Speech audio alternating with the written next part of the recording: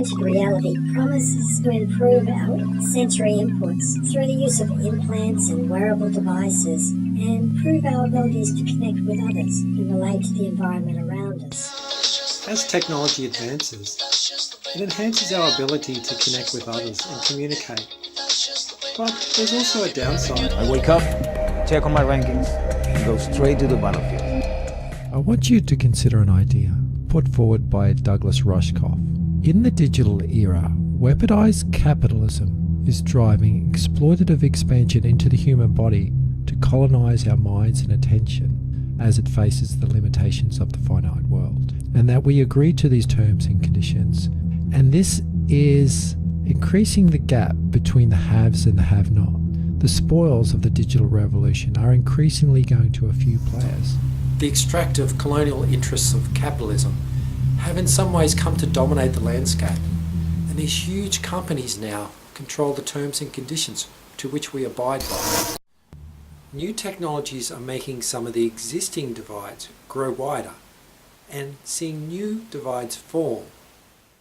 We have seen of late, right across the world, a massive mobilization, particularly among the young generation. People connecting is very powerful. People are sharing experiences. In some cases, skill development is happening online and over the internet. But in these human networks, they are simultaneously inclusive and exclusive. The ones who are included are really the digitally wealthy, and those excluded are the digitally poor.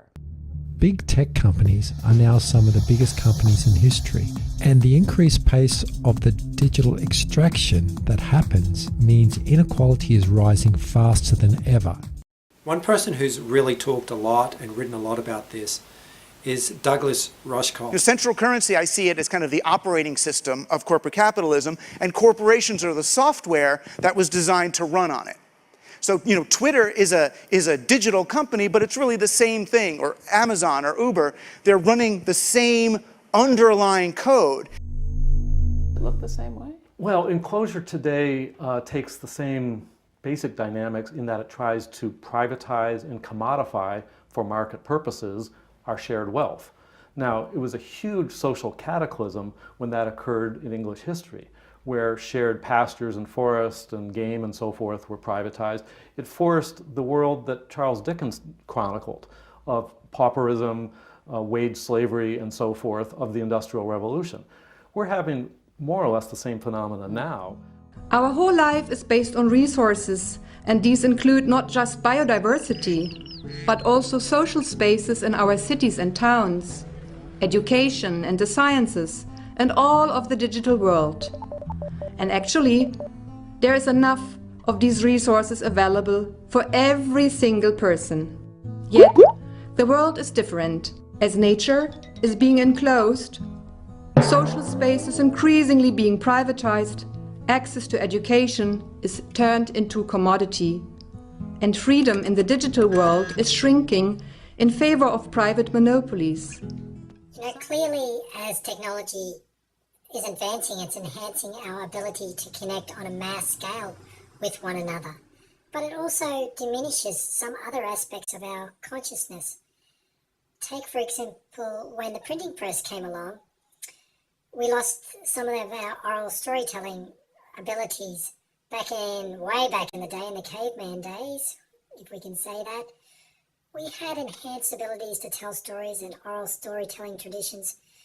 And this enhanced bonds the glue between us, the commons. And what we may need to do is take some of those good things from the past and apply them to the present. Like we did in, for example, when the Industrial Revolution came along, we changed society, we adapted to cope with the new technologies by introducing labour unions, social welfare state. And the idea of the commons is that we have these shared resources that we need to look after. Commoning is a way to manage shared resources that depends neither on the state nor on the market. But how does commoning work? Economist David Bollier has a few ideas. Let's imagine the commons as a shared resource to which everyone has a right. Some people think that managing the commons without state regulation or market forces is impossible. They argue that people will ruin the commons by over-consuming the shared resource, or by wrecking shared spaces with pollution and waste. This argument that people are incapable of managing shared resources for the common good without the state or market as arbiters has been dubbed the tragedy of the commons, and according to David Bollier, it's totally wrong. Bollier says that the people who argue that the commons is impossible to manage make the fundamental mistake of treating the commons as a thing, with those selfish, commons-destroying people existing outside of it. But the commons isn't a thing, it's a process that involves everyone in the community working to share and distribute it fairly. People continually and diligently build and sustain a commons by negotiating how best to distribute the commons, creating the rules they need to manage the commons together, and building the infrastructure needed to keep the commons thriving for generations to come. That's how David Bollier's vision of commoning works, with the community using commoning as a way to successfully manage everything from lobster fishing, to the water that the lobsters swim in, to the software used in the computers of people who eat lobster and drink water. We have lots of digital commons that are quite familiar to people, Linux and open source software, Wikipedia, open access publications. In fact, it's the default mode of doing things online is sharing, because you don't need a huge infrastructure or marketing budget or lawyers. You do it. The advantage of one person is also the advantage of another.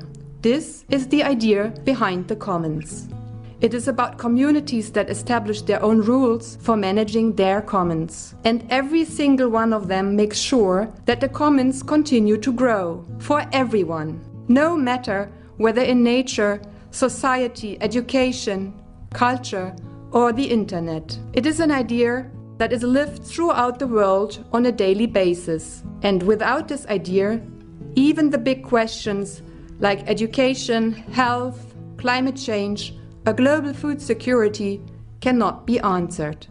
We need a three-tiered approach that includes the commons, the state, and the market, bringing out the best in each of these.